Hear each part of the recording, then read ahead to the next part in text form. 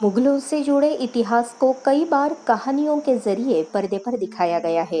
इनमें अनगिनत कहानियां ऐसी हैं जिनमें अपने धर्म, सम्मान और संस्कृति की रक्षा के लिए देशवासियों ने बलिदान दिए। आक्रांताओं के सामने सीना ठोक कर खड़े रहे, सिर कटा दिया लेकिन अपने धर्म को नहीं छोड़ा। ऐसी ही एक कहानी कसुम्बो, जो गुजराती के बाद हिंदी में रिलीज हुई है।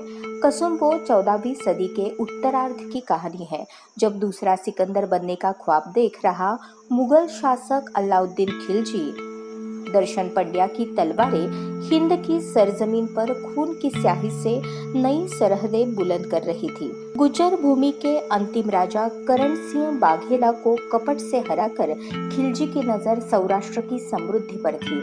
गोहिलवाड़ के शत्रुंजय क्षेत्र में आदिनाथ दादा का धाम पर्वत के शिखर पर शोभित है।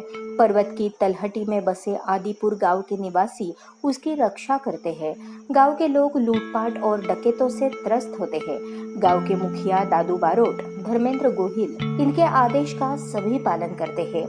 बारोट की बेटी गांव के साहसी युवक अमर से प्रेम करती है। एक कुख्यात डाकू को पकड़ने के बाद बारोट अपनी बेटी सुजान के साथ अमर की शादी करा देता है। उधर खिलजी को इस गांव के देवालयों और संपत्ति के बारे में पता चलता है। वह गांव पर हमले की योजना बनाता है। गांववासी उसके पास शांति प्रस्ताव लाते हैं, लेकिन मंदिर को देखने के बाद उसकी नीयत बदल जाती है। आखिर में अपने मंदिरों और धर्म की रक्षा की खातिर गांववासी खुद का बलिदान दे देते हैं। यह देखकर निर्मल खिलजी भी सिहर जाता है। सत्य घटना पर आधारित कसुम्बो की कहानी विमल कुमार धामी के उपन्यास अमर बलिदान पर आधारित है।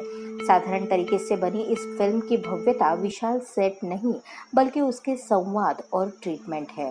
फिल्म सरल, सहज तरीके से ग्रामीणों की सादगी, देश प्रेम और धर्म के प्रति अटूट आस्था और भक्ति को दर्शाती है।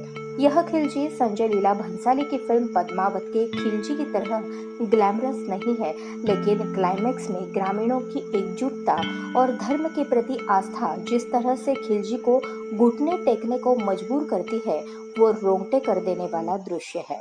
फिल्म में भारतीय सभ्यता और संस्कृति को खूबसूरती से न सिर्फ पेश किया गया है, बल्कि उसका बखान खिलजी के किरदार के जरिए करवाया भी गया है। मुगल आक्रांताओं ने किस प्रकार सनातन धर्म को खत्म करने की कोशिश की, हिंदुओं पर किस प्रकार के जुल्म ढाए, उसकी बानगी फिल्म में देखने को मिलती है।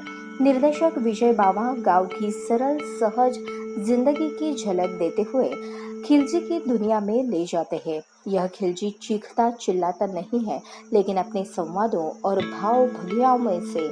भाव भंगिमाओं से अपने इरादों को व्यक्त करता है। यही किरदार की जीत है।